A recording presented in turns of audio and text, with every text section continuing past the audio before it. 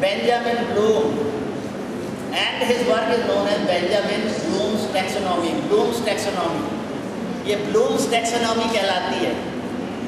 I hope some of you may already be familiar with this, but this what I read in some research papers which were published in the field of software engineering education. How should we teach our students learning software engineering principles? So what this Bloom taxonomy describes is, this organizes the cognitive domain in 6 levels. The lowest level of learning is at the bottom called the knowledge.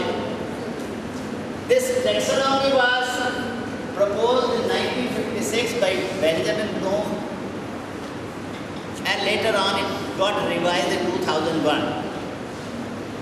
This 6th level, that is the level at the lowest level, is the knowledge level. This has now been replaced in revised taxonomy by remember. So this is actually our entire education system. What I feel is based only upon at this lowest level. बस इस lowest level पर ही चलता है. मैं कुछ class में बताता हूँ, मेरा स्टूडेंट नोट्स बनाता है, उनको याद कर लेता है, and in the examination hall उनको वो गूगल देता है और एग्ज़ाम पास हो जाता है. और the result is, particularly I am talking of my own discipline. You must be reading newspaper every day, and you must have seen 90% of the engineering students these days are unemployable. नौकरी देने लायक नहीं है. कौन कह रहा है? ये देश की सबसे बड़ी जो सर्वेइंग एजेंसियाँ, जो एम्प्लॉयर एजेंसियाँ हैं, नास्कॉम, फिक्की, CII, ये सब के सर्वे ये बताते हैं कि जितने इंजीनियरिंग ग्रेजुएट्स हमारे इंस्टीट्यूशन से आ रहे हैं वो सब अनएम्प्लॉयबल. कुछ जो उपकरण है उसकी सूची साइड में आ जाती है, और उस सूची को यूज़ करते आप क्लिक करेंगे तो यहाँ तक चुन किया जाएगा आपके माउस पे. और जहाँ जहाँ माउस आपको कैंची लेना है तो आपने से कैंची पे क्लिक किया तो कैंची आपके माउस के साथ चलेगी जहाँ जहाँ ले जाना है. आप जहाँ जहाँ माउस ले जाएंगे वहाँ पर उतना घंटा चला जाएगा. ये वर्चुअल डिसेक्शन है इसके अंदर. हालांकि इसमें स्किल डेवलप नहीं होती जो होना चाहिए. मैं भी सहमत नहीं हूँ कि करना चाहिए, क्योंकि ये केवल नॉलेज नहीं है. कितने तेज़ी से चलाना है, कितने प्रेशर से चलाना है, इसका कोई अनुभव बच्चा नहीं करता. लेकिन फिर भी कुछ नहीं से कुछ अच्छा, जो कहावत है ना मामा से करना मामा अच्छा, वो बात है कि कुछ तो कम से कम सीखें कि क्या कैसे किया जाता है डिसेक्शन. तो ये वेबसाइट्स इसके अवेलेबल है. मैं आपको सूची दूंगा लास्ट में, जहाँ पर ये सारे उपकरण, ये प्रयोग उपलब्ध है. ये वर्चुअल प्रयोग, वर्चुअल डिसेक्शन है. किसी प्रकार के डिसेक्शन अर्थ फॉर्म के अगर आप कोर्स में फिश का करना है, जो भी डिसेक्शन होते हैं वो उपलब्ध है. पिछले बार मुझे कुछ समस्या हो गई थी सर्वाइकल. कंप्यूटर को चलाता हूँ तो सर्वाइकल स्पॉन्डिलाइसिस की मुझे प्रॉब्लम हो गई थी. डॉक्टर के पास गया तो उन्होंने कहा कि हम आपका क्या करेंगे कि एक हड्डी का टुकड़ा काटेंगे और उसको सर्वाइकल में जोड़ देंगे. ऑपरेशन करना पड़ेगा आपका. मैं घबराया कि ऑपरेशन करना मतलब पूरा ऑपरेशन ऐसी महंगा खतरनाक होता है, और आप पाँव में से हड्डी काटोगे और वो गर्दन में लगाओगे तब आपकी गर्दन ठीक हो जाएगी. तो मुझे लगा पर टिकट से क्या होता है, क्या करेंगे ऑपरेशन. तो मैं नेट पे गया.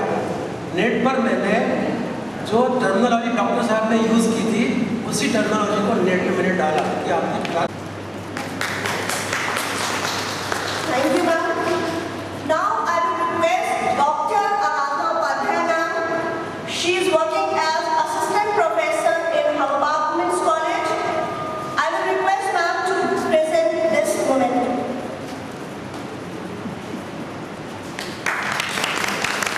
Thank you, ma'am.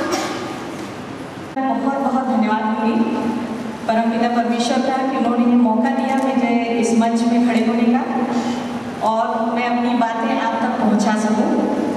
और हिमानी उपाध्याय मैडम जो मौका दी मुझे, और मेरे बहुत सीनियर डॉक्टर गार्गी शरण मिश्रा सर जो मेरे गुरु हैं, मेरे मोटिवेटर हैं, आज मेरे सामने बैठे हैं. मैं उनके सामने बहुत बच्ची थी, क्लास 5th 6th से सब मुझे जानते हैं जब मैं रीवा में पढ़ती थी, और सर ने मुझे आगे बढ़ने के लिए बहुत मोटिवेट किया.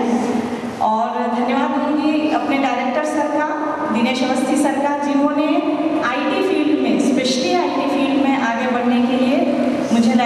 प्रोवाइड किया और सारे हमारे इंस्टीट्यूट के सभी स्टाफ मेंबर्स को ये बोला है कि आप आईटी फील्ड में आगे बढ़िए, एजुकेशन को आगे ले जाइए। मैं उनका धन्यवाद देती हूँ।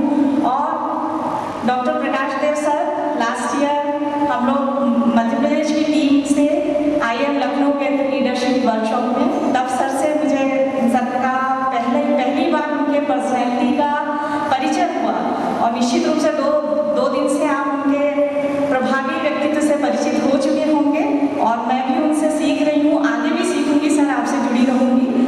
और पूरे स्टूडेंट्स को, टीचर एजुकेटर्स को मैं थैंक्स देना चाहती हूँ यहाँ पे जितने बैठे हैं। मेरा जो 1.5 साल से मैं अपने स्टेट गवर्नमेंट के लिए काम कर रही हूँ IT फील्ड में, उसमें जो मैंने सीखा है और जो मैं आपको बताना चाहती हूँ, ये छोटे से प्रेजेंटेशन के रूप में मैं लाई हूँ और उसको मैं आपको दिखाना चाहती हूँ। है, आप सभी देखिएगा और मुझे ये बताइए कि स्टूडेंट्स यहाँ कितने बैठे हैं, हाथ ऊपर करेंगे। स्टूडेंट्स, ठीक। तो ये जो वीडियो है हिंदी लैंग्वेज पर है और आप स्टूडेंट के पॉइंट ऑफ व्यू से देखिएगा और टीचर्स के पॉइंट ऑफ व्यू से देखिएगा।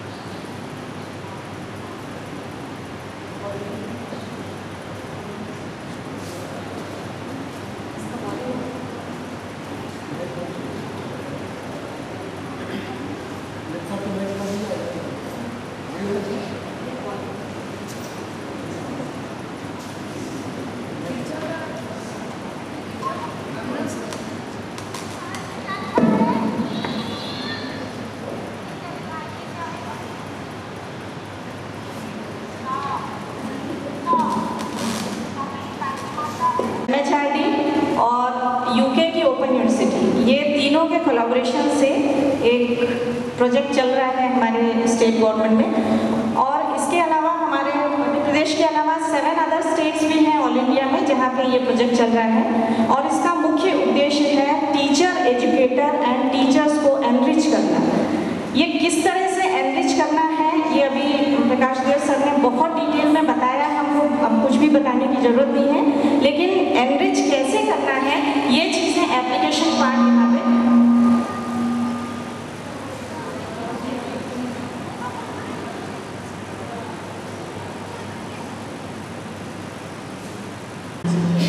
और गलत बातें वही छोड़ देते हैं ताकि विद्यार्थी अपनी गलतियों से सीख सके। यह शिक्षिका को अपने विद्यार्थी की समझ का आकलन करने में भी मदद करता है।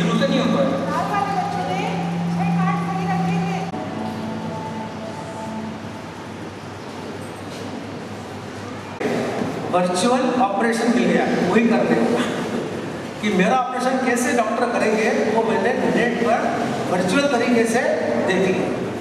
जब वर्चुअल तरीके से देखा था मुझे लगा नहीं भाई ये तो बड़ा गड़बड़ है, अपन को नहीं कराना ऑपरेशन, तो आखिरी में ऑपरेशन नहीं कराया। तो ये जो चीज़ें हैं, छोटे मोटी सर्जरीज, छोटे मोटे ये सब चीज़ें आजकल वीडियो क्लिपिंग के रूप में, एनिमेशन के रूप में नेट पर उपलब्ध है।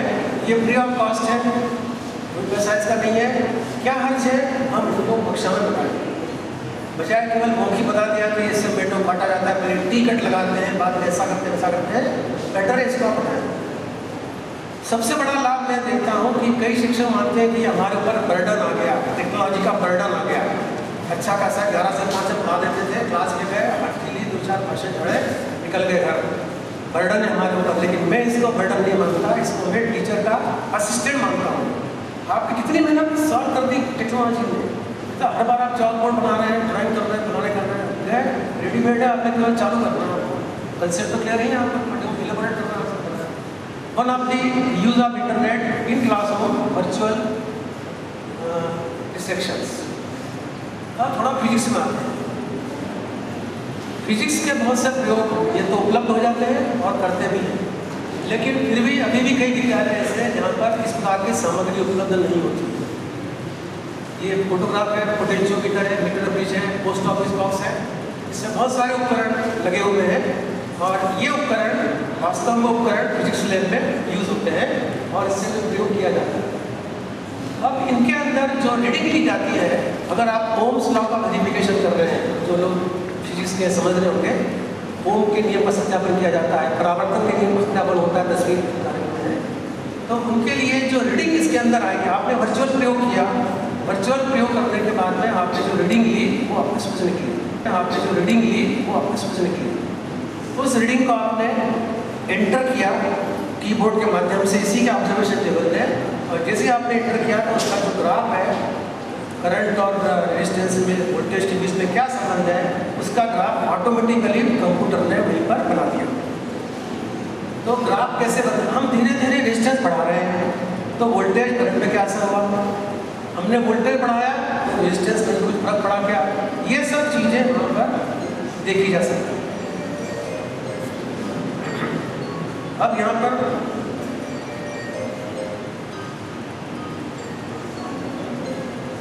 के दौरान सीखने में मदद करने के लिए प्रभावी ढंग से सवाल पूछना बहुत महत्वपूर्ण है, पर शिक्षक और विद्यार्थी दोनों के लिए चुनौतीपूर्ण भी है। सवाल पूछने और जवाब देने का अभ्यास करने के लिए उन्हें मौकों की ज़रूरत होती है। क्वेश्चनिंग एक बहुत ही पावरफुल, आप सुकरात के ज़माने से क्वेश्चन का चला आया है कि क्वेश्चन पे क्वेश्चन करके एक्सट्रैक्ट कर सकते हैं बच्चे के अपने नॉलेज। कहीं ना कहीं बच्चे ने उत्तर नहीं दिया तो टीचर तुरंत स्कूल फीडिंग कर देता है कि इसका उत्तर ये है, लेकिन मुझे लगता है कि ये नहीं होना चाहिए। बच्चे को उस तरह का एटमॉस्फेयर दीजिए कि उसका उत्तर निकाल सके। तो ये प्रैक्टिस की जरूरत है। क्वेश्चनिंग ट्रेनिंग, क्वेश्चन पूछना, पेशेंस पैदा करना, आंसर के एटमॉस्फेयर बनाना।